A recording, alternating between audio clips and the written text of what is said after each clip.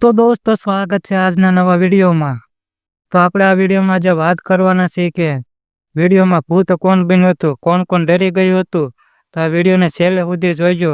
જ્યારે ખેગાજી ખાટલો ઢાળીને સૂતા હોય છે ત્યારે અચાનક કોઈ ધાબળો ઓઢીને માણસ આવી જાય છે અને ખેગાજીના ખાટલા ફરતે આંટા મારે છે અને પછી ખાટલા નીચે પગ મારીને ખેગાજીને જગાડે છે અને ખેગાજી જાગી જાય એટલે બહુ ડરી જાય છે।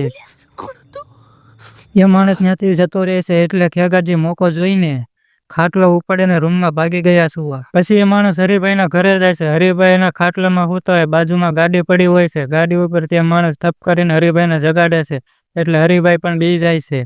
હરિભાઈ ભૂતથી એવા બી જાય છે કે ખાટલો લેવા ઊભા રહેતા નથી અને દોડીને ઘરમાં વયા જાય છે।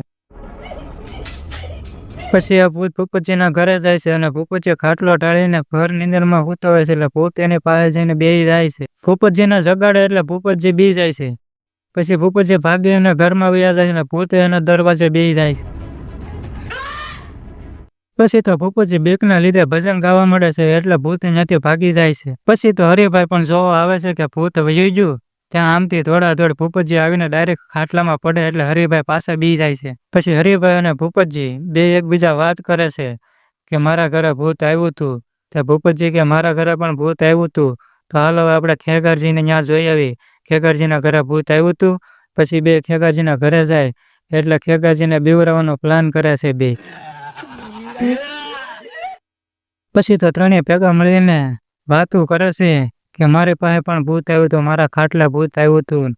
ભૂપતજી કે મારા ખાટલે પણ ભૂત આવ્યું હતું। હરિભાઈ કે મારા ખાટલે પણ ભૂત આવ્યું હતું।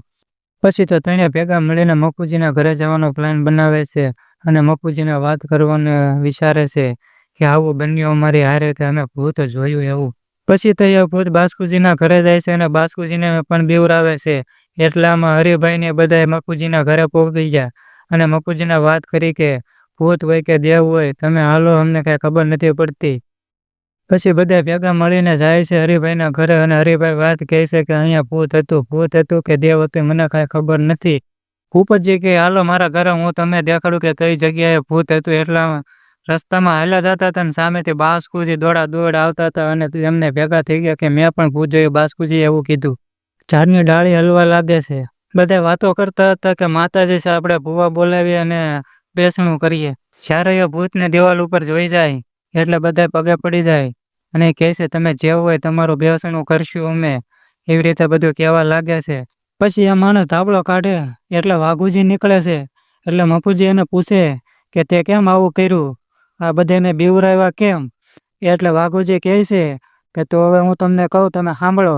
જ્યારે અમે સાંજે બધા બેઠા હતા અને મેં વાત કરી કે સાંજે મેં બે માણસો જોયા હતા, એટલે બધા કે તમે બીકણ છો એવી રીતે કહ્યું અને મેં એને કીધું કે મેં તમને બધાને જગાડ્યા, તમે કોઈ જાગ્યા નહીં, તમને બધાને અવાજ કર્યો હતો। એટલે આ બધા એમ કીધું કે અમને બીક નથી લાગતી।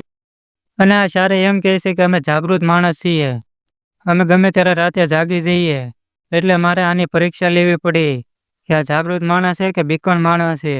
તો દોસ્તો તમને આ વિડીયો કેવો લાગ્યો? તમે આ ભાગ જોયો છે?